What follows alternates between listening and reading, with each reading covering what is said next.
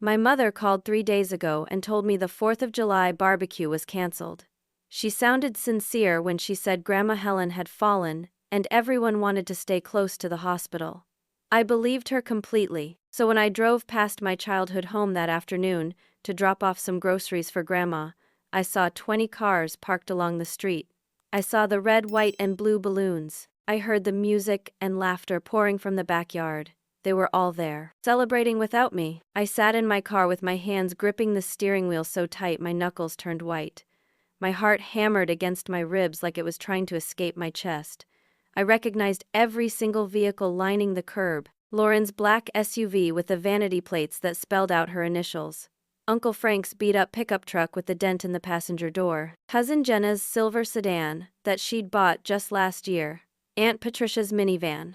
The Johnsons from next door. The Millers from down the street. Everyone my mother told me couldn't make it to a party that supposedly didn't exist. I turned off the engine and just stared. Through the wooden slats of the backyard fence, I could see movement, splashes of color, the unmistakable shape of folding tables loaded with food. I heard children shrieking with laughter in the pool. I heard Bruce Springsteen playing on someone's speakers. I heard the clink of bottles and the roar of adult conversation mixing together into one sound that meant family gathering, summer celebration, togetherness. Everything I'd been excluded from. My phone buzzed in my lap. A text from my best friend Amanda, asking how my quiet weekend was going. I'd told her I was just staying home, catching up on work, maybe watching some movies. I'd told everyone the family party was canceled because of Grandma's fall. That's what my mother told me to tell people. That's what I believed. I got out of the car. My legs felt shaky. I walked toward the gate like I was walking through water, each step harder than the last. The groceries I'd bought for Grandma sat forgotten in my passenger seat. 2 bags full of her favorite crackers, the special herbal tea she liked, some magazines. I'd spent $40 I didn't really have to spare because I wanted to do something nice. I reached the fence and peered through a gap between the boards. The scene hit me like a physical blow. The backyard looked exactly like every 4th of July party we'd had for the past 30 years. The long tables covered in checkered tablecloths, the massive grill smoking with hamburgers and hot dogs, the coolers packed with beer and soda, the decorative bunting strung between the trees, the inflatable pool full of kids wearing floaties shaped like sharks and unicorns. And there, in the center of it all, stood my mother, Carol Bennett, age 62, wearing her favorite red apron with white stars all over it. The one that said Queen of the Grill across the front.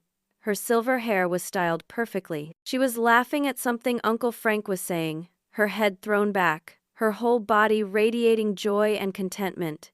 She looked like a woman without a care in the world, like a woman who definitely hadn't just lied to her daughter 3 days ago. Next to her stood my sister Lauren, 34 years old, 2 years older than me, and the golden child of our family for as long as I could remember. She was holding up her left hand, and a crowd of relatives had gathered around her, exclaiming over something. I squinted and saw the flash of a diamond catching the sunlight. An engagement ring.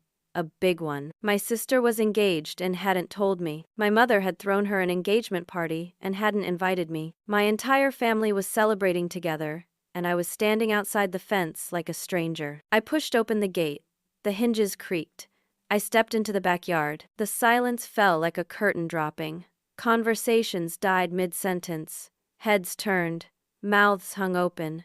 Someone's beer bottle stopped halfway to their lips. A child in the pool kept splashing, oblivious, until their mother shushed them urgently. Everyone stared at me. My mother's face went from tanned and happy to pale white in about 2 seconds.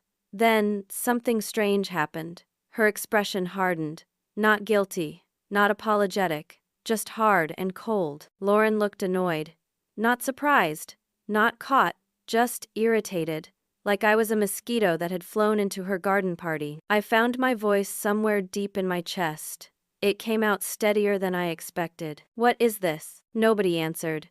25 people stood frozen like I'd walked into a photograph. Mom? I said, looking directly at her. You told me the party was canceled. You said Grandma fell. My mother opened her mouth, closed it, opened it again. Dulce, honey, this is just a small last-minute thing. We didn't want to bother you. Last minute? I looked around at the elaborate setup, the decorated tables, the massive amount of food, the balloon arch over the back door that had clearly taken someone an hour to assemble. This took days to plan. Well, we weren't sure if people could make it, so we didn't want to get your hopes up. I stared at her. That didn't even make sense. Lauren sighed loudly and set down her drink. Mom, just tell her. My mother shot Lauren a look that would have frozen fire. But Uncle Frank, 3 beers deep and never good at keeping secrets, laughed. Oh, come on, Carol. She's gonna find out anyway. He looked at me with bleary eyes. Your mom asked us not to tell you about it, said she wanted to keep it small. Family only. The words hung in the air. Family only. I was family. I was their daughter, their sister, their niece, their cousin. There's a group chat, Jenna said quietly from near the grill. She wouldn't meet my eyes. We've all been in it for weeks, planning this. What group chat? My voice sounded strange now. Distant. It's called Real Family, Lauren said flatly. And no, you're not in it. The world tilted slightly. Why? I managed to ask. Because Mom didn't want you here, Lauren continued, and her voice was sharp and matter-of-fact.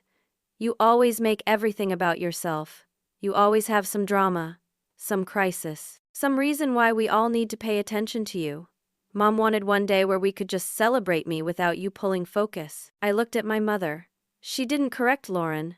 She didn't say, "That's not true, sweetie." She didn't say anything. She just stood there, with her jaw set and her eyes cold. Is this true? I asked her directly. She lifted her chin. Maybe if you spent less time judging us and more time being a real daughter, you'd be included in things. The air left my lungs. Being a real daughter. I'd visited my father every single day during his final illness 18 months ago. I'd held his hand while he died. I'd organized his memorial service because Lauren said she was too emotional. I'd sorted through his belongings. I'd made sure all his affairs were handled properly. And my mother was telling me I wasn't a real daughter? I looked around the backyard again, and this time I noticed details I'd missed before. On the mantel through the kitchen window, visible through the open back door, I could see the family photos displayed. There used to be a row of frames showing both Lauren and me growing up.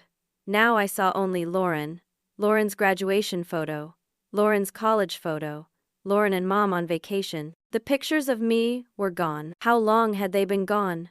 How long had I not been part of this family? Several relatives wouldn't look at me. They studied their plates. They found something fascinating about their shoes. Cousin Jenna stared at the grill like it held the secrets of the universe. Aunt Patricia looked uncomfortable but said nothing. Only Uncle Frank met my eyes. And he looked vaguely sorry, but not sorry enough to say anything helpful. I can't believe this, I whispered. Believe it, Lauren said. She held up her ring finger again. Trevor proposed last weekend. We're getting married in October. And before you ask, you're not invited to that either. Something cracked inside my chest. Something that might have been hope or might have been my heart. I turned and walked back through the gate. Behind me, I heard someone say, "Well, that was awkward." Then nervous laughter. Then the party sounds resumed. Music. Conversation. The hiss of meat on the grill. They went right back to celebrating without me, like I'd never been there at all. I didn't sleep that night. Or the next night. I lay in bed staring at my ceiling, replaying the scene over and over, trying to understand, trying to figure out where I went wrong, what I did to deserve this level of exclusion and cruelty. By the third day I couldn't function. I sat at my desk at my marketing consulting job and stared at my computer screen without seeing it. My boss Sharon walked past twice and asked if I was feeling okay. I said yes. I was lying. On the fourth day, my phone rang. Aunt Patricia, my father's sister, the one person at that party who'd looked genuinely uncomfortable with what was happening. "Can you meet me for coffee?" she asked. Her voice was tight. "There's something I need to tell you." 30 minutes later, we sat in a corner booth at a diner 10 miles from my neighborhood. Patricia was 65, with gray hair cut short and worry lines etched deep around her mouth. She twisted a paper napkin in her hands and wouldn't look directly at me. "I should have said something before," she began. "I've wanted to for months, but I was scared. Carol can be, well, you know how she is." "Just tell me," I said. My coffee sat untouched between us. Patricia took a deep breath. It's about your father's estate. My father, Thomas Bennett. He died 18 months ago after a brutal fight with pancreatic cancer. He was 68 years old. He'd been a construction manager his whole life. Worked hard, saved money, invested wisely. He left behind his house, his life insurance policy, his investment accounts. Everything was supposed to be split equally between Lauren and me. That's what he told me before he died. That's what his will said, according to Mom. What about it? I asked. Your mother has been lying to you, Patricia said quietly. About all of it. She reached into her purse and pulled out a folder. Inside were photocopies of documents, bank statements, property records, letters from attorneys. She spread them on the table between us like evidence at a crime scene. Your father's house is worth $450,000, she said, pointing to an appraisal document. His life insurance paid out $200,000. His investment accounts held another $300,000. That's almost $1 million total, Dulce. You should have received half, $475,000. I stared at the numbers. I'd never seen any of this. Mom said the estate was complicated. She said there were debts. She said the house needed repairs before it could be sold. She said the investments weren't worth as much as we thought. She said we'd be lucky to see $50,000 each after everything was settled. Where is all this money? I asked. That's the problem, Patricia said. Your mother has been delaying probate. She's been hiding assets. She's been selling your father's possessions and keeping the money. And Lauren, well, Lauren's been living in your father's house rent-free for over a year now. They told the family she's taking care of it until it sells. But they're not planning to sell it. They're planning to keep it. My hands started shaking. Why would they do that? Because they don't think you deserve it, Patricia said bluntly. Carol has been telling the extended family that you abandoned the family after Thomas died. That you never call. That you never visit. That you only care about money. She's been poisoning everyone against you for months. She wanted to create a situation where she and Lauren could take everything. And nobody would question it because everyone believes you're the bad daughter anyway. I felt sick, but I didn't abandon anyone. I call Mom every week. I visit on holidays. I helped with everything after Dad died. I know, Patricia said gently. I was there. I saw you. But Carol has a gift for rewriting history. She makes people believe whatever she wants them to believe. I looked back at the documents. What else? Patricia's face got grimmer. Your mother is the executor of the estate. She's supposed to be handling everything fairly. But look at this. She pointed to a bank statement showing multiple withdrawals from my father's account. She's been pulling money out. Small amounts at first. 1,000 here, 1,500 there. But it adds up. She's taken almost $60,000 in the past year. What did she spend it on? Some of it went to Lauren. Some of it went to remodeling Carol's condo. Some went to the party you just crashed, I'd imagine. The point is, it wasn't hers to spend. That money belonged to the estate. It belonged to you and Lauren equally. I tried to process this. My mother was stealing from me. Systematically. Deliberately. There's more, Patricia said, and her voice dropped even lower. Your father had a vintage car collection. 3 cars. A '67 Mustang, a '72 Corvette, and a '58 Thunderbird. They were worth at least $60,000 together. Maybe more. I remember those cars, I said. Dad loved them. He spent every weekend polishing them, tuning them, talking to them like they were his children. Carol sold them 2 months ago. $62,000 cash. She told Lauren the money was going into the estate account for distribution, but it didn't. It went into Carol's personal checking account. I closed my eyes. This couldn't be happening. And this, Patricia said, pulling out another document. This is the worst part. It was a legal form. I saw my name at the top, my signature at the bottom. Except it wasn't my signature. It was close. It was very good. But the loop on the D in Dulce was wrong. The slant was off. What is this? I asked. It's a waiver form. It says you're giving up your rights as a co-executor. It says you agree to let Lauren take over your father's house. It says you waive any claims to the property. I never signed this. I know, Patricia said. Your mother forged your signature. She's been forging your name on documents for months. I only know because I'm friends with someone who works at the probate attorney's office. She saw the documents and thought something looked wrong. She made copies for me. I stared at the fake signature, at the document that gave away my inheritance, at the proof that my mother was not just cruel, but criminal. Why are you telling me this now? I asked. Patricia's eyes filled with tears. Because I saw your face at that party. I saw what they did to you, and I can't be part of it anymore. I can't watch them destroy you and stay silent. I'm sorry I didn't speak up sooner. I was afraid Carol would cut me out too. But after seeing you stand there while they all laughed and excluded you, I realized being scared isn't an excuse for being complicit. I gathered up the papers with trembling hands. What should I do? Get a lawyer, Patricia said. Fight this. Your father would want you to fight this. He loved you, Dulce. He told me 1,000 times how proud he was of you, how you were the only one who visited him at the end. He knew what Carol and Lauren were like. He just didn't know how to stop them. But you can. I left the diner with the folder clutched against my chest. I sat in my car and called the first estate attorney I could find online. His name was Marcus Green. His voicemail said he specialized in probate disputes and estate fraud. I left a message. My voice cracked halfway through. 2 hours later, he called back. Tell me everything, he said. So I did. When I finished, Marcus was quiet for a long moment. Then he said, "This is bad. This is fraud. This is identity theft. This is estate theft. Your mother could face criminal charges. Can you help me?" I asked. "Yes," he said. "But you need to understand something. When you go after family like this, they don't just roll over. They fight back. And they fight dirty. Are you prepared for that?" I thought about the party, the group chat called Real Family, the photos removed from the mantle, my mother's cold eyes, Lauren's casual cruelty. "Yes," I said. "I'm prepared." That evening, I called my mother. My hands were still shaking, but my voice was steady. "I know what you did," I said when she answered. "I know about the money. I know about the forged signatures. I know about everything." There was silence on the other end. Then my mother laughed. It wasn't a nervous laugh. It was genuinely amused. "Oh, Dulce," she said.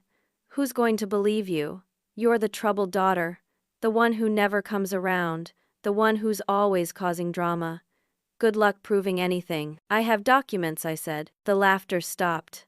"What documents?" "Copies of everything. Bank statements. The forged waiver. All of it." Another silence. Then her voice turned ice cold. "If you try to fight this, you'll lose more than money. You'll lose this entire family. Every single person. Is that what you want? To be completely alone?" "I'm already alone," I said. "You made sure of that." I hung up. 10 minutes later, my phone buzzed with a text from Lauren. It said, "You just made the biggest mistake of your life." I blocked her number and went to bed. Tomorrow, I'd meet with Marcus Green and figure out how to fight back. Tonight, I cried into my pillow until I had no tears left. Marcus Green's office was in a strip mall, between a nail salon and a tax preparation service. He was 45 years old with graying hair and reading glasses perched on his nose. He reviewed Patricia's documents for 20 minutes without saying a word while I sat across from his desk and tried not to fidget. Finally, he looked up. "Everything your aunt told you is accurate. This is textbook estate fraud. The forged signatures alone are enough to open a criminal investigation. Add in the systematic theft of assets, the false filings with the probate court, and the deliberate exclusion of a legal heir, and you have a very strong case." Relief flooded through me. "So, we can fix this?" "We can try," Marcus said carefully. "I'm going to file a formal complaint with the probate court requesting an emergency freeze on all estate assets. I'm going to request your mother be removed as executor and replaced with a neutral third party. I'm going to report the forged signatures to the authorities. And I'm going to demand a full accounting of every penny your mother has spent from your father's estate." "How long will this take?" "Months," Marcus said. "Maybe a year. Estate cases move slowly. And your mother will fight every step of the way. She'll hire her own attorney. She'll file counter motions. She'll try to delay and obstruct. You need to be prepared for a long battle." "I'm prepared," I said. My retainer is $10,000, Marcus said. After that, I bill at $300 an hour. This case could easily cost you $30,000 or $40,000 before it's done. Can you afford that? I thought about my savings account. I had about $15,000 saved. It was supposed to be my emergency fund. I guess this qualified as an emergency. I'll make it work, I said. We shook hands. I wrote him a check for $10,000.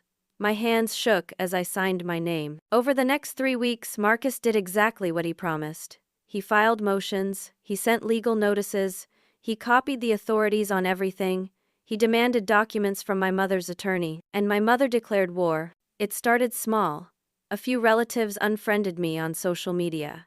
Then a few more. Then entire branches of the family tree disappeared from my friend lists. I got blocked. I got unfollowed. I became invisible. Then my mother called my boss. Sharon brought me into her office on a Wednesday afternoon. Her face was concerned but cautious. I got an unusual phone call this morning, she said. From someone claiming to be your mother. My stomach dropped. What did she say? She said you were going through some kind of mental health crisis. She said you were behaving erratically. She mentioned drugs, though she was vague about details. She said she was worried about you and thought your employer should know you might not be reliable right now. That's not true, I said quickly. None of that is true. My mother and I are involved in a legal dispute. She's trying to damage my reputation. Sharon studied me for a long moment. Are you okay, Dulce? Honestly, I'm fighting my mother for my inheritance, I said. She's been stealing from my father's estate. She forged my signature on legal documents. I have proof. I have an attorney. This is real. And now, she's retaliating by lying about me. Sharon nodded slowly. I believe you. But I have to be honest. This kind of personal drama makes the company nervous. We have clients who expect stability and professionalism from their account managers. My personal life won't affect my work, I promised. I hope not, Sharon said. But I'm going to have to put you on temporary leave. Unpaid. Just until things settle down. You're suspending me? I'm giving you time to handle your personal affairs, Sharon said gently. Take 2 weeks. Get your legal situation sorted out.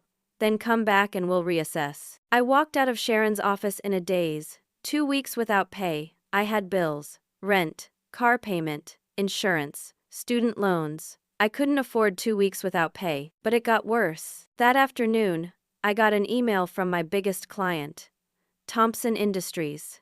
They represented 30% of my annual freelance income. The email was brief and cold. We've received concerning information about your personal stability and professional reliability. We're terminating our contract effective immediately per the 30-day out clause. Your final payment will be processed within 30 days. We wish you well in your future endeavors. I called their CEO. He wouldn't take my call. His assistant said he was unavailable. I knew exactly what had happened. Lauren had called them, or my mother had. Maybe both. They'd told lies, planted doubts, destroyed my professional reputation with whispers and insinuations. Over the next week, 2 more clients dropped me.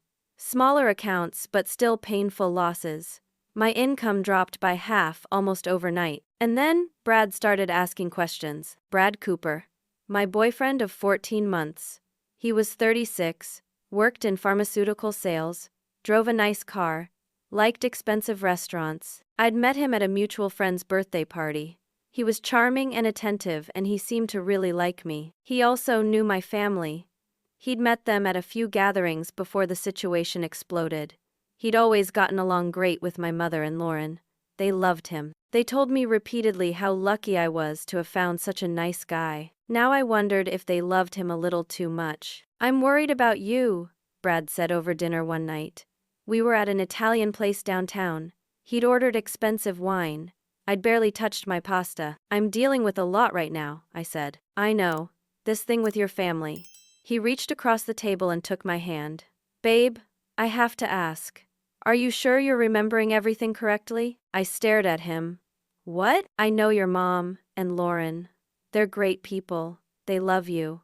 I just wonder if maybe there's some kind of misunderstanding. Maybe the stress of losing your dad is making you see things that aren't really there. I pulled my hand back.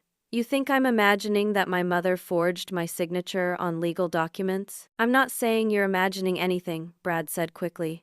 I'm just saying, maybe there's another explanation. Maybe your mom was trying to help and made a mistake. Maybe Lauren didn't realize you wanted to be included in the party.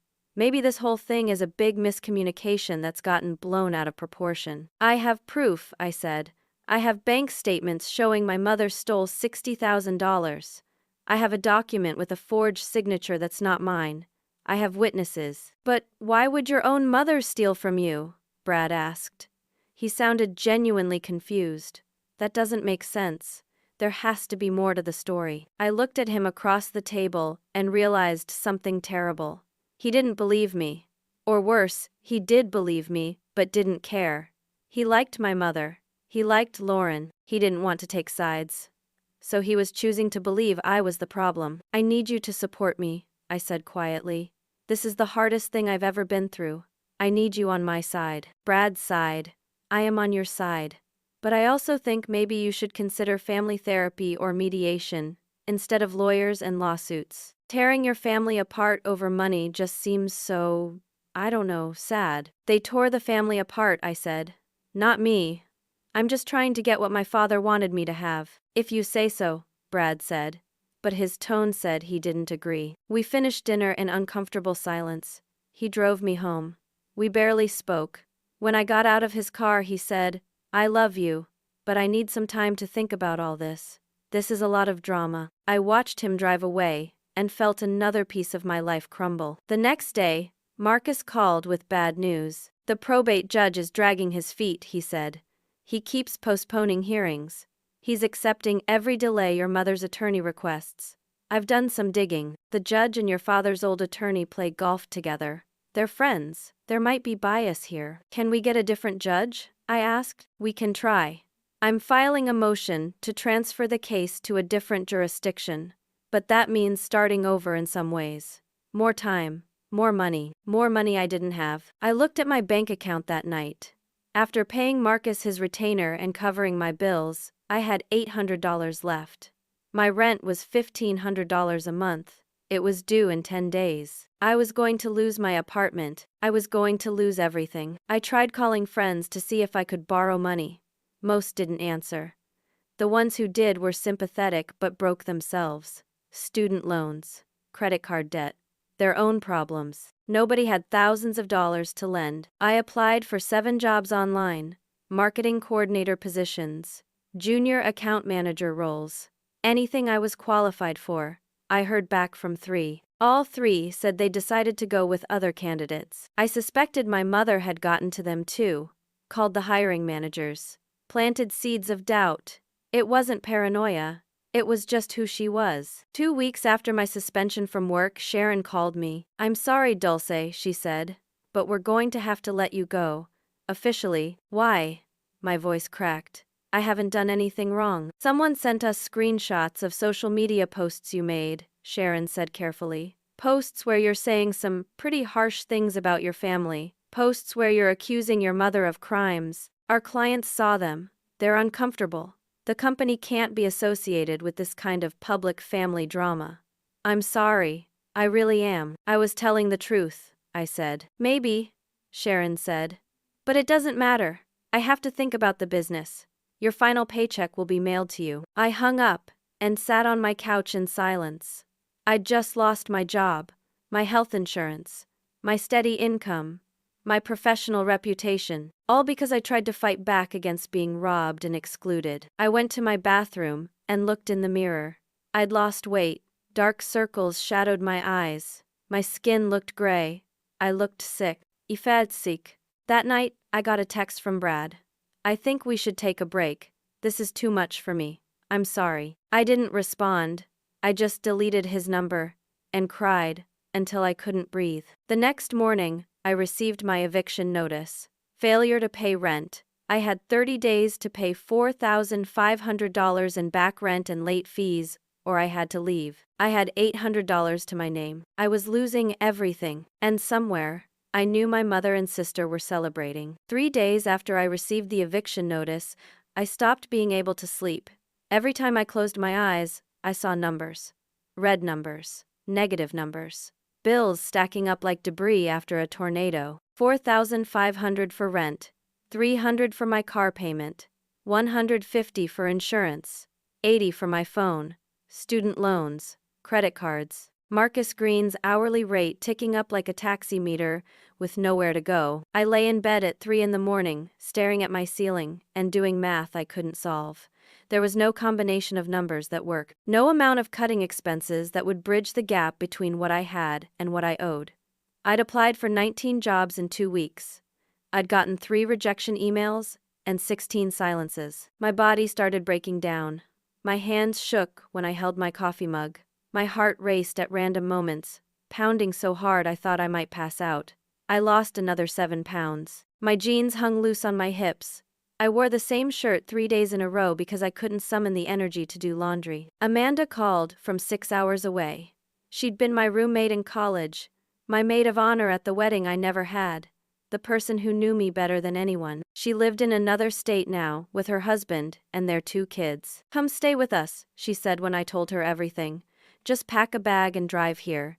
You can stay as long as you need." "I can't run away," I said. "I have a court case. I have to fight this." "You can fight from here," Amanda said. "Please, Dulce, you sound terrible. You sound like you're about to break." She wasn't wrong. I was about to break. I could feel the cracks spreading through me like ice on a windshield. But I couldn't leave. Not yet. Not until this was resolved. 2 weeks later, Brad showed up at my apartment. I hadn't heard from him since the breakup text.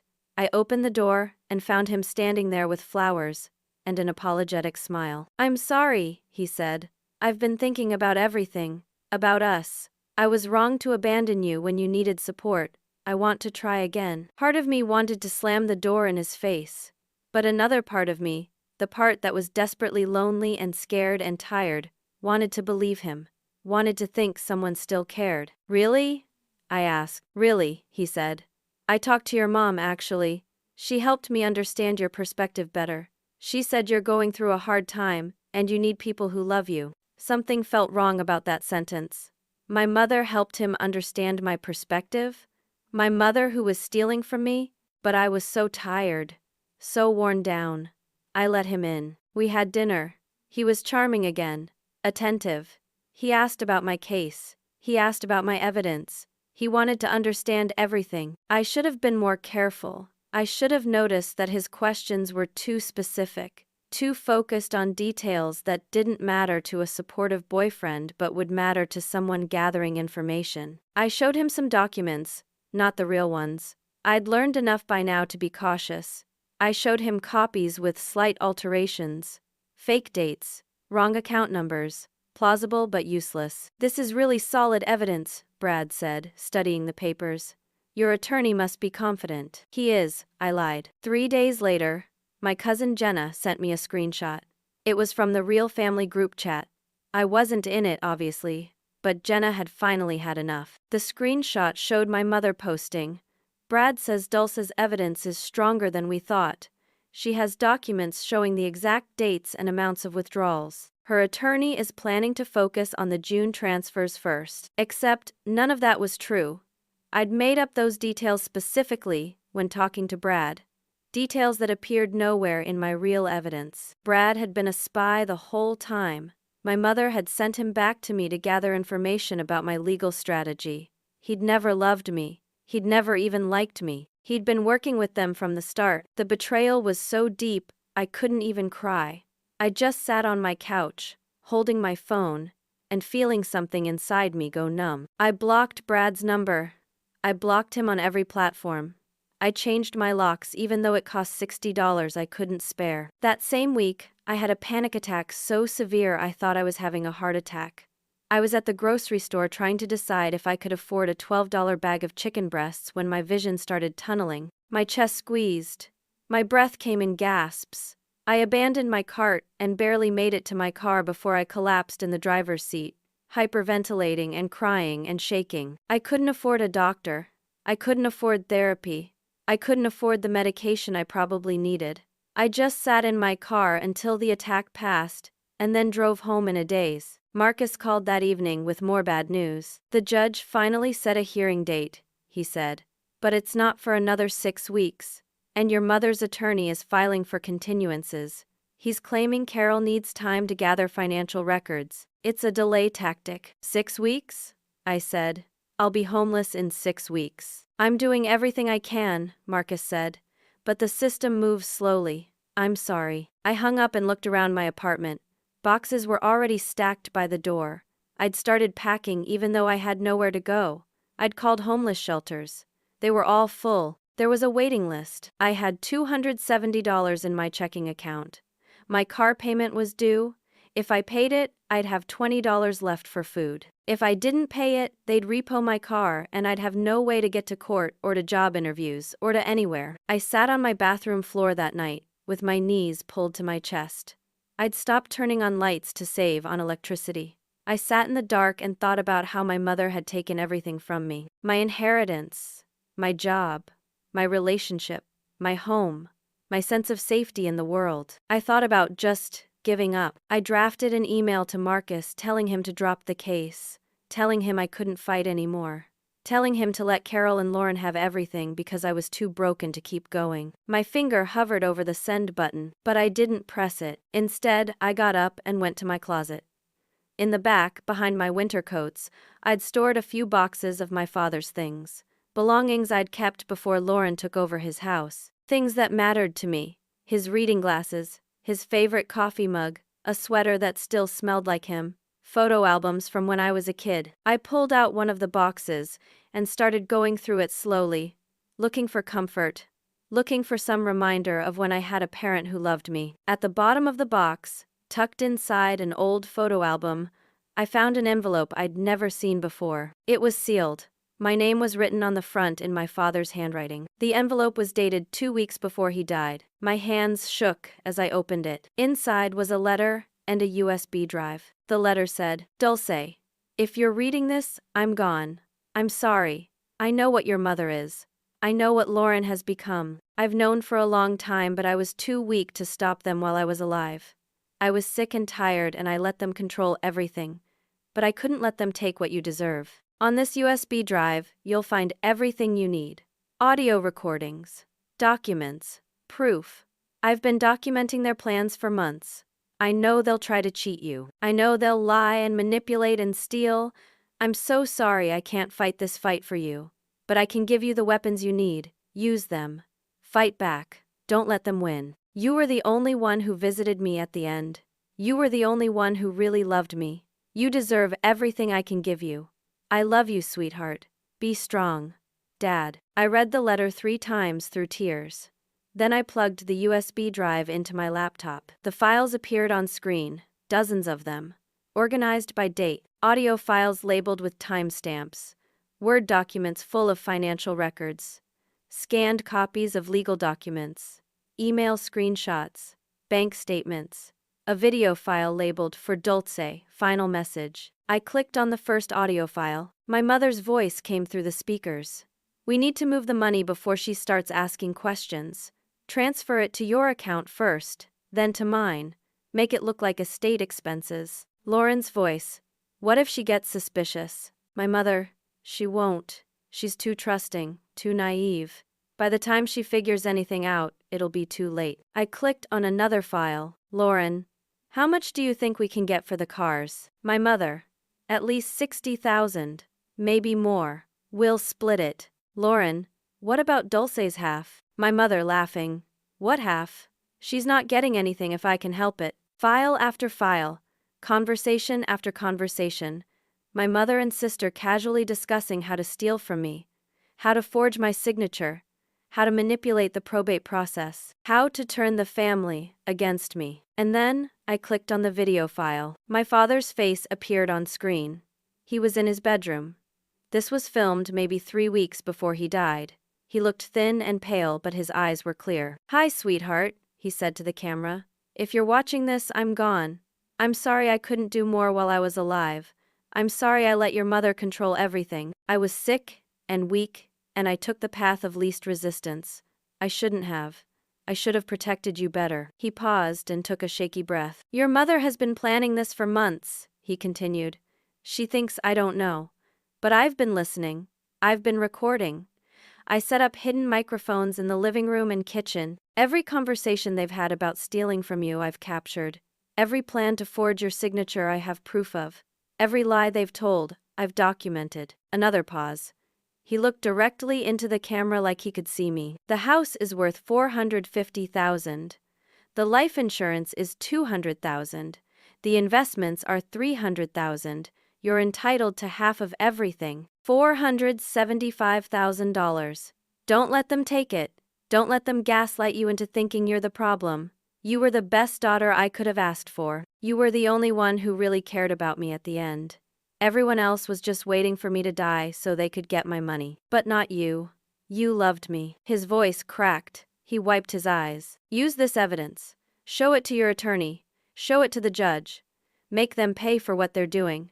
I'm sorry I didn't have the strength to stop them myself, but I can give you the tools. Fight for yourself, Dulce. You deserve to win. I love you so much. I'm so proud of you. Be strong. The video ended. I sat in the dark holding my laptop and crying so hard I couldn't breathe. My father had known. He'd seen what they were, and he'd tried to protect me from beyond the grave. I called Marcus immediately. It was 9 at night, but I didn't care. I have evidence, I said when he answered. Real evidence. Audio recordings of them planning everything. Bank statements, documents, everything. What kind of recordings? Marcus asked, suddenly alert. My father recorded them. Before he died. He knew what they were going to do. He gave me a USB drive with everything on it. Silence. Then, can you bring it to my office first thing tomorrow morning? Yes. Don't make copies. Don't show it to anyone else. Just bring me the original. This changes everything, Dulce. If what you're saying is true, we can file criminal charges. Real charges. Your mother could go to jail. I looked at my father's letter still lying on my desk. At his handwriting. At his signature. Good, I said. That night, I slept for the first time in weeks. And when I woke up, I was ready to fight. Marcus listened to the first 3 audio files without saying a word. His office was quiet except for the sound of my mother's and sister's voices coming through his computer speakers. Casual, confident, laughing about how easy it was to fool me. When the 3rd file ended, Marcus took off his reading glasses and rubbed his eyes. This is admissible, he said finally. Your father made these recordings in his own home. He had every right to record conversations happening under his roof.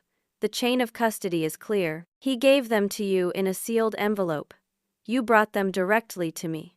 This is solid evidence. What happens now? I asked. Now we file new motions. We attach these recordings as exhibits. We request an emergency hearing. We demand your mother be removed as executor immediately. And I'm going to make copies of everything and send them to the district attorney's office. This isn't just civil fraud anymore. This is criminal. He clicked through the files, scanning documents, reading bank statements. With each new piece of evidence, his expression got grimmer. Your mother forged your signature on at least 8 separate documents. That's 8 counts of forgery right there.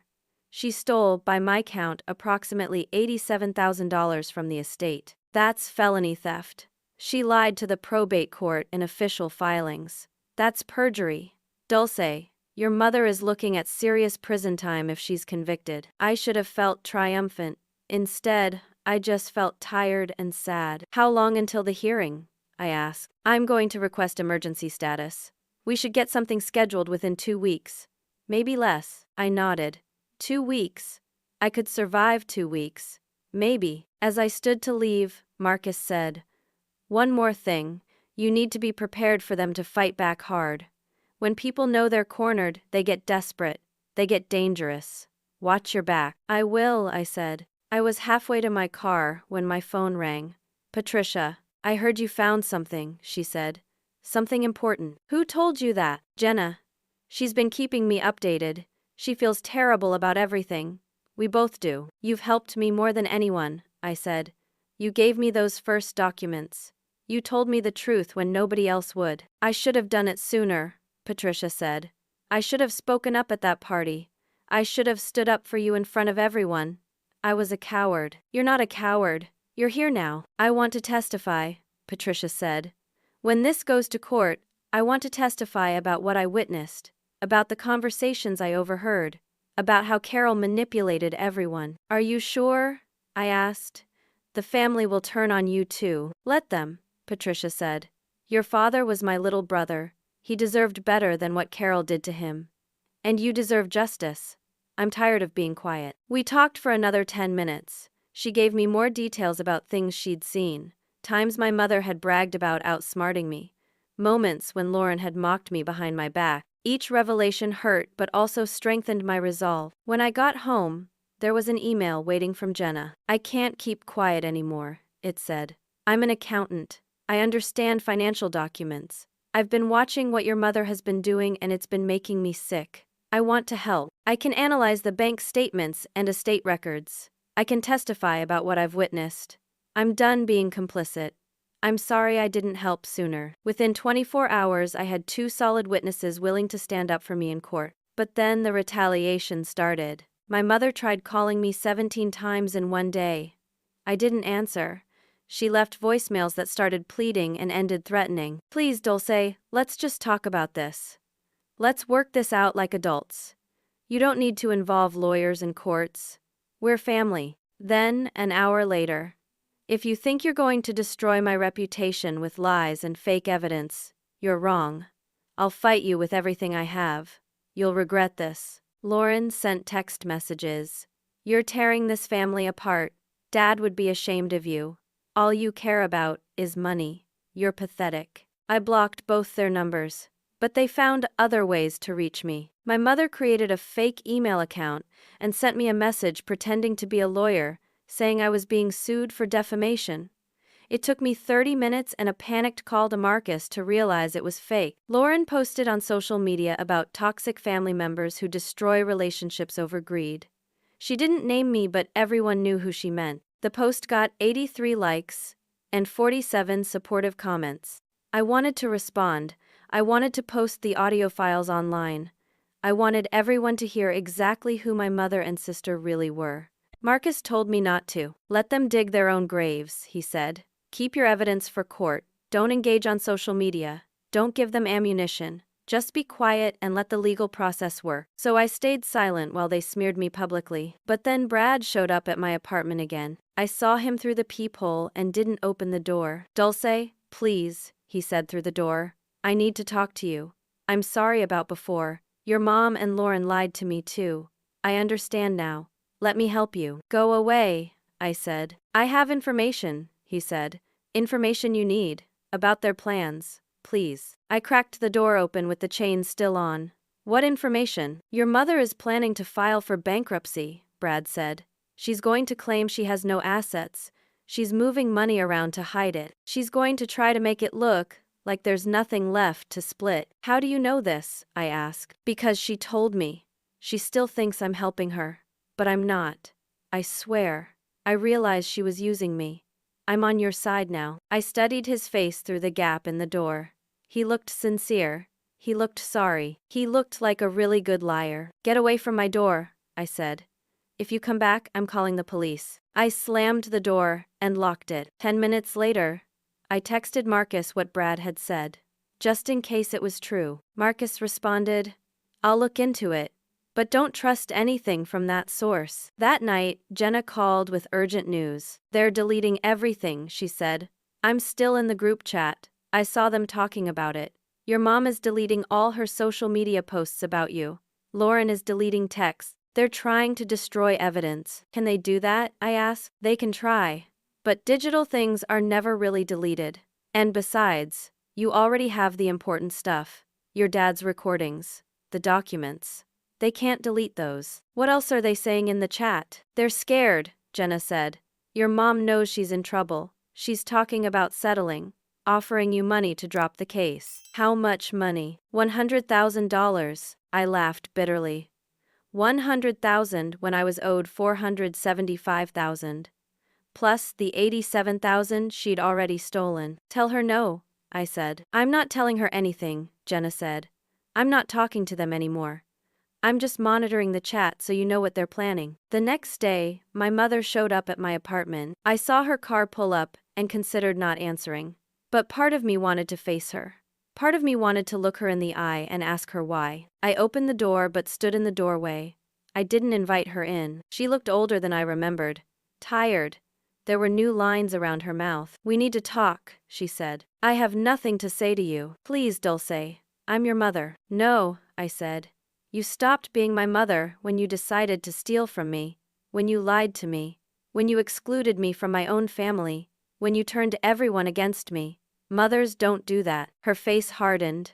The pleading expression dropped away like a mask. "You have no idea what you're doing," she said coldly. "You think you're going to win? You think some recordings and documents are going to destroy me? I've been building relationships in this community for 40 years. I have friends. I have support.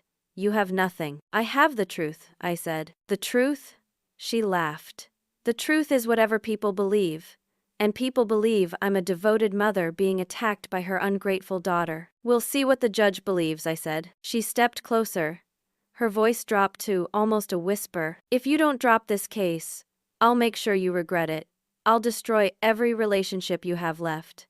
I'll ruin any chance you have at getting another job. I'll make sure everyone in this town knows what a vindictive, money-hungry liar you are. You'll have nothing and no one." "I already have nothing thanks to you," I said. "You already took everything.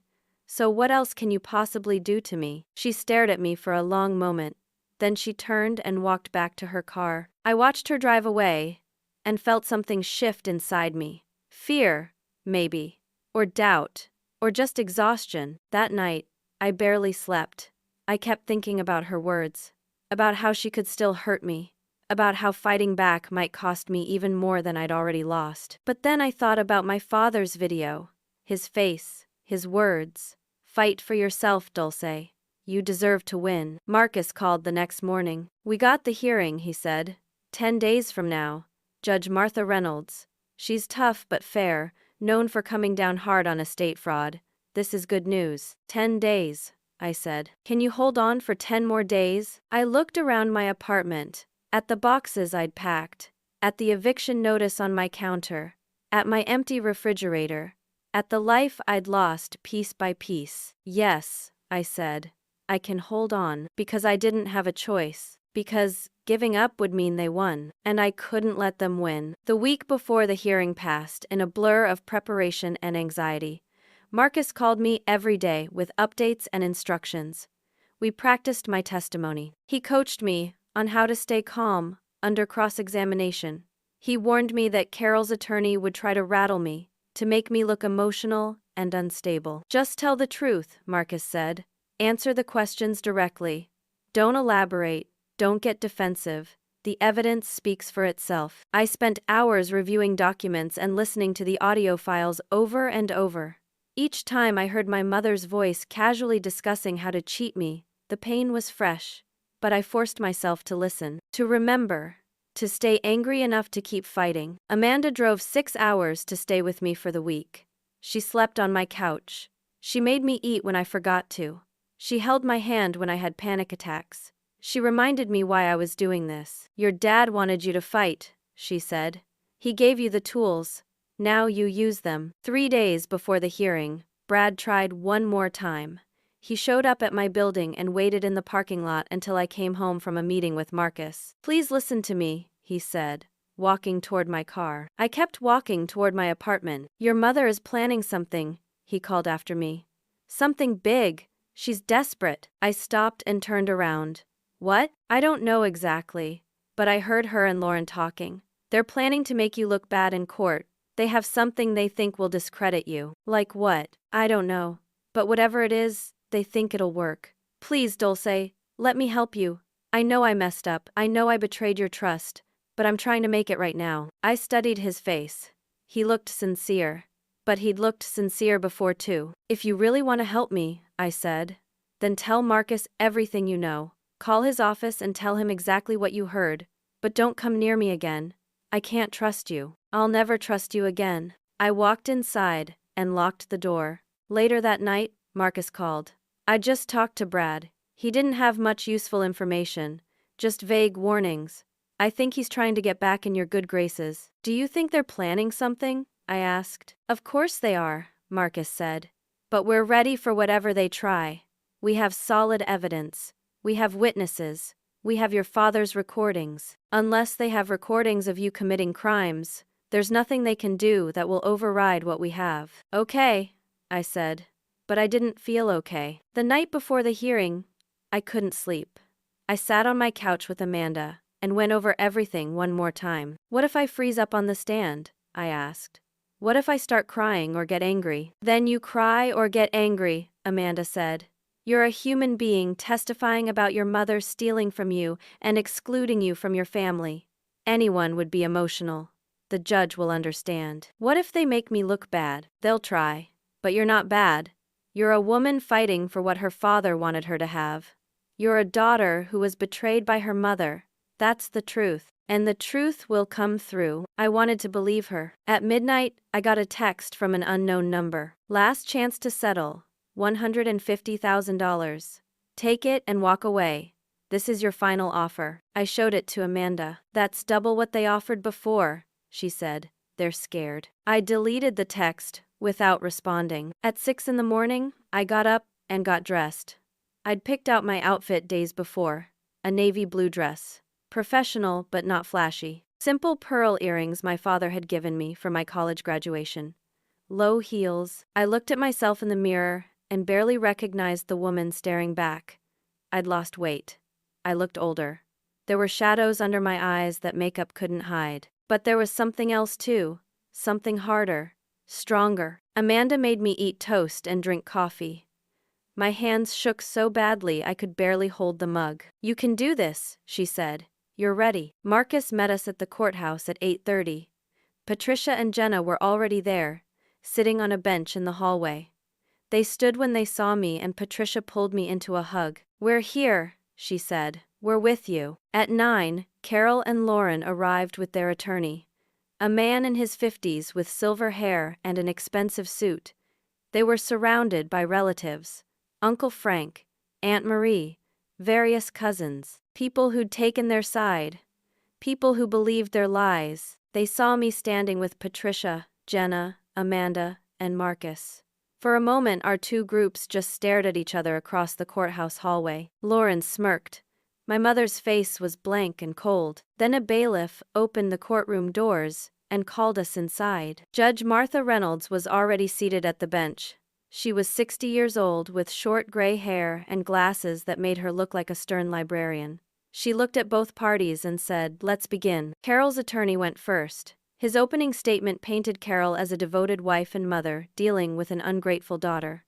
He talked about how Dulce had abandoned the family after her father's death, how she only showed interest when money was involved, how she was tearing the family apart over greed. I sat at the table with Marcus and forced myself to stay calm, to not react. Then Marcus stood and gave our opening statement. Calm, factual. He outlined the theft, the forgery, the manipulation. He mentioned the evidence we had, the recordings, the documents, the witnesses. Judge Reynolds listened without expression. Then Carol took the stand. She wore a conservative dress and pearls. She looked like everyone's grandmother, sweet and harmless. Her attorney asked her gentle questions and she answered with tears in her eyes. "I loved my husband so much," she said. "I'm just trying to honor his wishes. I'm trying to do what's best for both my daughters. But Dulce has turned on me. She's accused me of terrible things. It breaks my heart. She was a good actress.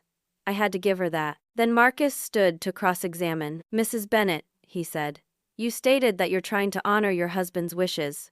Are you aware that your husband left audio recordings documenting your plans to steal from the estate?" Carol's face went pale.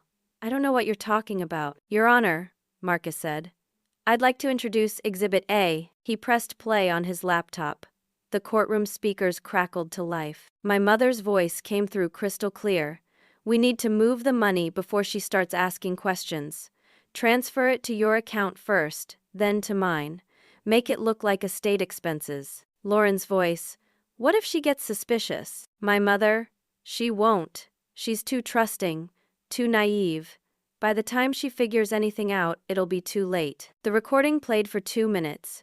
2 minutes of my mother and sister casually discussing how to steal from me, how to forge my signature, how to keep me in the dark. The courtroom was completely silent. When it ended, Judge Reynolds looked at Carol.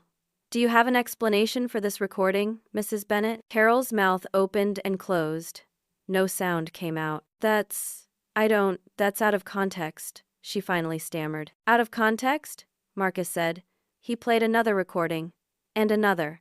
Each one more damning than the last. Carol's attorney objected repeatedly. Judge Reynolds overruled him every time. By the time Marcus finished, Carol was crying. Real tears this time. Not performative grief, but genuine fear. Lauren took the stand next. She was combative from the start, defensive and angry. Under cross-examination, Marcus destroyed her. Miss Bennet, you've been living in your father's house for 18 months. Is that correct? Yes. Have you paid rent? No. I'm taking care of the property. Taking care of it? Or just living there for free while your sister pays rent on her own apartment? I'm keeping the house maintained until it sells. But you're not planning to sell it, are you? Marcus pulled out documents. In fact, you've been telling utility companies that you're the new owner. You've changed the mailing address to your name. You've been treating the house as if it's already yours. Lauren's face flushed. I'm just managing things. You're managing things that don't belong to you, Marcus said. He continued for 20 minutes. By the end, Lauren was barely coherent. She kept contradicting herself, getting dates wrong, changing her story. Then Marcus played my father's video. The courtroom went silent as my father's face appeared on the screen, as his voice explained everything, as he looked into the camera and said, "You were the only one who really cared about me at the end. Everyone else was just waiting for me to die so they could get my money. But not you. You loved me." Some people in the gallery started crying. I saw Patricia wiping her eyes. I saw Uncle Frank staring at the floor. When the video ended, Judge Reynolds took off her glasses and rubbed her eyes. "Mrs. Bennet," she said, "do you understand that your husband recorded these conversations specifically because he didn't trust you to handle his estate fairly?" Carol didn't answer. Finally, I took the stand. Marcus asked me gentle questions. About my relationship with my father, about finding out about the party, about being excluded from my family, about losing my job and nearly becoming homeless. I answered honestly. I didn't embellish. I didn't exaggerate. I just told the truth. My voice cracked a few times. I cried quietly when talking about my father, but I stayed composed. Then Carol's attorney cross-examined me. He tried to paint me as money-hungry, as vindictive, as mentally unstable. "Isn't it true that you've been diagnosed with anxiety?" he asked. "I developed anxiety after my mother started stealing from me and destroying my life," I said calmly. "Isn't it true that you've had difficulty maintaining employment?" "I lost my job because my mother called my employer and lied about me," I said. He kept trying, but every attack just made me look more sympathetic and them look worse. When he finished, Judge Reynolds called a short recess. When we reconvened 30 minutes later, she had her ruling ready. "I've been a judge for 23 years, she began. "I've seen a lot of family disputes, a lot of estate cases, but this case stands out as one of the most egregious examples of estate fraud, manipulation, and family betrayal I've ever encountered." She looked directly at my mother. "Mrs. Bennet, you systematically stole from your deceased husband's estate. You forged your daughter's signature on legal documents. You lied to this court in official filings. You manipulated your extended family into believing your daughter was the problem when in fact you were the criminal." My mother's attorney tried to interrupt. Judge Reynolds held up her hand. "I'm not finished. Mrs. Bennet, you are hereby removed as executor of your husband's estate effective immediately. A neutral third party will be appointed to handle the distribution. The estate will be split exactly as your husband intended, 50-50 between your two daughters. You will repay every penny you stole with interest. That comes to $93,700. You have 60 days. She turned to Lauren. "Miss Bennet, you will vacate your father's house within 30 days. You have been living there unlawfully." She looked at both of them. "I'm also referring this case to the district attorney's office for criminal prosecution. Mrs. Bennet, you will likely face charges of forgery, theft, perjury, and fraud. Miss Bennet, you may face charges as an accessory." The courtroom erupted. Carol's attorney was arguing. Relatives were talking. Someone was crying. Judge Reynolds banged her gavel. "Furthermore," she continued, "the plaintiff is awarded attorney's fees in the amount of $22,000. Mrs. Bennett, you will pay, and I'm issuing a restraining order. Neither Mrs. Carol Bennett nor Miss Lauren Bennett may contact Miss Dulce Bennett in any way. No calls, no texts, no social media contact, no third-party contact. If you violate this order, you'll be arrested. She banged her gavel again. This case is closed. Parties are dismissed. I sat there, stunned. It was over. I'd won. Completely and totally won. Marcus squeezed my shoulder. You did it. Patricia was sobbing with joy. Jenna was grinning. Amanda pulled me into a hug so tight I couldn't breathe. Across the aisle, Carol and Lauren were standing with their attorney. Lauren was screaming at my mother. Uncle Frank was backing away slowly. Other relatives were staring in shock. As we walked out of the courtroom, Lauren screamed at me. I hate you! You destroyed this family! Dad would be ashamed of you. I stopped and turned to look at her. No, I said calmly. Dad would be proud. He gave me the evidence because he knew what you really are. Both of you. And now everyone else knows too. I walked out of the courthouse into the bright afternoon Sunday, and for the first time in months, I could breathe. The aftermath came in waves. Some fast, some slow, all satisfying. Within 2 hours of leaving the courthouse, I posted a statement on social media. Simple, factual, professional. Today, a judge ruled in my favor in an estate dispute with my mother and sister. The court found evidence of systematic fraud, theft, and forgery. I'm grateful for the justice system, and for my father, who made sure the truth would be heard. To everyone who stood by me, thank you. To everyone who believed the lies, I hope you'll think more carefully before judging someone next time. I attached a copy of the judge's ruling. Public record. Anyone could verify it. The post got 273 comments in the first hour. People who'd blocked me were suddenly unblocking me. Relatives who'd called me greedy and vindictive were backpedaling. I never knew the whole story. I'm sorry I didn't believe you. I should have listened. Some of the apologies felt genuine. Most felt like people just covering themselves now that the truth was out. I responded to a few. The ones from people like Jenna and Patricia who'd actually helped me. The ones from people who'd been brave enough to question the narrative. The rest I ignored. Lauren's engagement announcement disappeared from social media. Then her entire profile went private. Then she deactivated completely. My mother's GoFundMe got reported and shut down within 24 hours. People who donated demanded refunds. Some threatened to sue her for fraud. Brad sent me an email. I'm sorry for everything. I know you'll never forgive me, but I hope you find happiness. I deleted it without responding. The district attorney's office moved faster than I expected. Within 3 weeks, my mother was formally charged with 8 counts of forgery, 3 counts of felony theft, and 2 counts of perjury. Her trial was set for 6 months out. Her attorney negotiated a plea deal. She'd plead guilty to reduced charges, pay full restitution, serve 2 years of probation, perform 300 hours of community service, and accept a permanent mark on her criminal record. She took the deal. The alternative was potential prison time. Lauren wasn't charged criminally, but she had to move out of my father's house. I heard through Patricia that she moved in with my mother, that they fought constantly, that their relationship, built entirely on greed and lies, was crumbling now that they had no one else to attack. The neutral executor appointed by the court worked quickly. Within 60 days, the estate was properly valued and divided. I received a check for $475,000, my rightful half, plus the $93,700 my mother had to repay, plus $22,000 in attorney's fees. After taxes and paying off my debts, I had over $400,000. I sat in my bank parking lot staring at my account balance on my phone, and cried. Not from joy exactly, from relief, from exhaustion, from the sheer fact that it was finally over. I paid off my credit cards, my student loans, my car, every debt I'd accumulated during the nightmare. I paid my landlord everything I owed and gave him 2 months' notice. I was moving. Not far.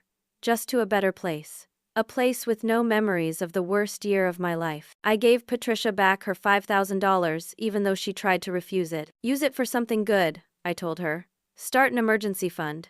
Go on vacation. Whatever you want. But please take it. You saved me when I had nothing." She finally accepted it with tears in her eyes. With my reputation cleared and the truth public, rebuilding my career was easier than I expected. Thompson Industries called and apologized. They wanted to work with me again. I told them no. Some betrayals can't be undone. But other companies reached out. Better companies? Within 3 months, I had enough clients to replace my lost income. Within 6 months, I was earning more than I ever had at my old job. I started therapy. Regular sessions with someone who specialized in family trauma and betrayal. It helped. Slowly. Some wounds take time to heal. Amanda visited every few months. She saw me transform from the broken woman who'd almost given up into someone stronger, harder in some ways, but also more sure of myself. "You survived," she said, during one visit. "And you didn't just survive. You fought back and won." 6 months after the hearing, Patricia hosted Thanksgiving at her house. It was a small gathering, just the people who'd stood by me or apologized sincerely. Jenna and her husband, a few cousins who'd reached out afterward with genuine regret, Amanda and her family who drove 6 hours to be there. No Carol, no Lauren, no Uncle Frank, or the relatives who'd sided with them. It felt like family for the first time in years. Real family. The kind built on honesty and loyalty, instead of obligation and blood. Someone asked if I'd invited my mother and sister. I smiled. A real smile. Not bitter, not angry, just peaceful. "No," I said. "I learned that family isn't just about blood, it's about love and loyalty and truth. They chose money and lies. I chose my dignity and peace. I don't regret fighting back. I only regret it took me so long to realize I deserved better." Later that evening, after everyone left, I sat in my new apartment and thought about everything that had happened. About the party I wasn't invited to. About discovering my entire family had been lying to me. About losing my job and my boyfriend, and nearly my home. About finding my father's letter and the USB drive. About standing in that courtroom and watching justice finally happen. I thought about my mother's face when the judge read her ruling. The shock, the fear, the realization that she'd lost. And I thought about my father's video. His face. His words. "Fight for yourself, Dulce. You deserve to win." I'd fought. And I'd won. Not just legally, not just financially, but emotionally and morally. I'd proven that truth matters. That standing up for yourself matters. That fighting against injustice is worth the cost. My mother taught me that sometimes the people who are supposed to love you most will betray you deepest. They'll lie to your face. They'll steal from you. They'll turn others against you. They'll make you question your own reality. But my father taught me something more important. He taught me that the truth always matters. That fighting for what's right is always worth it. That even when you're alone and broke and scared and everyone has turned against you, if you have truth on your side, you can win. I lost a mother and a sister, but I gained something more valuable. I gained myself back. I learned I'm strong enough to stand alone, brave enough to fight injustice, worthy of respect and fair treatment. That party they celebrated without me? It wasn't the end of my story. It was the beginning of my freedom. Walking through that gate and seeing them all staring at me wasn't the lowest point. It was the moment I started fighting for myself. And that made all the difference. I stood up and walked to my window.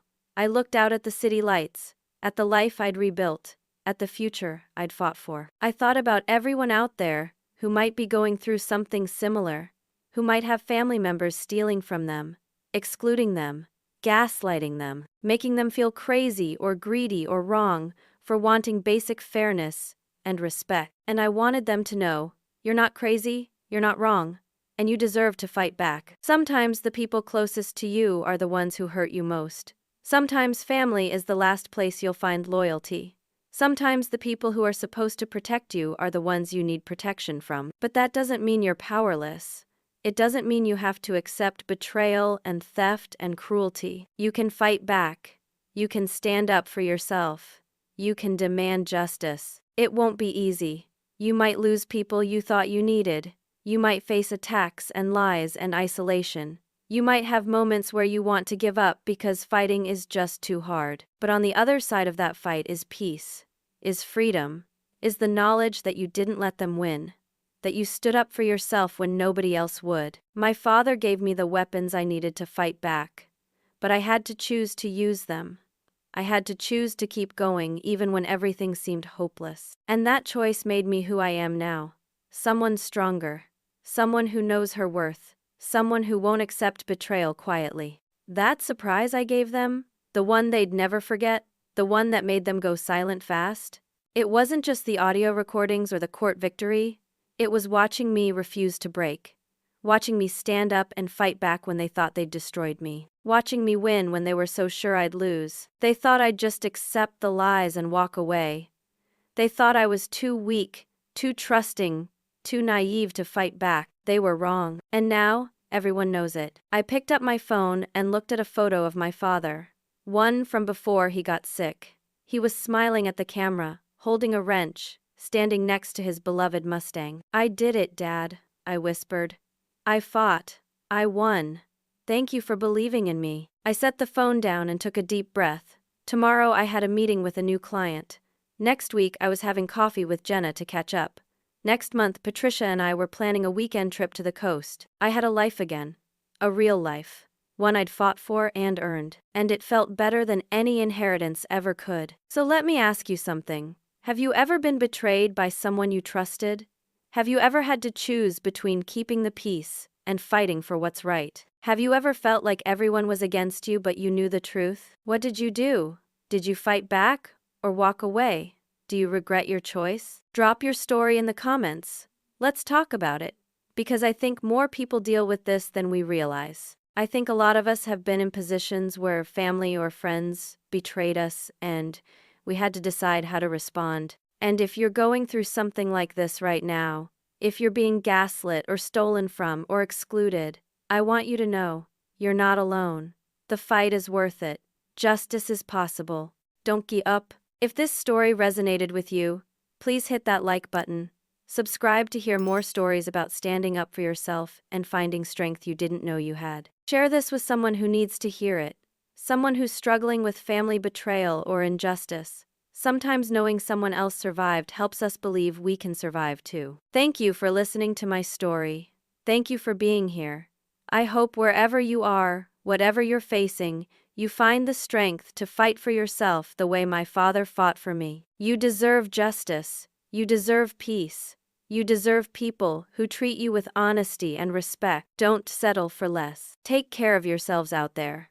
And remember, the truth always comes out eventually. Sometimes you just have to fight long enough to make sure everyone hears it.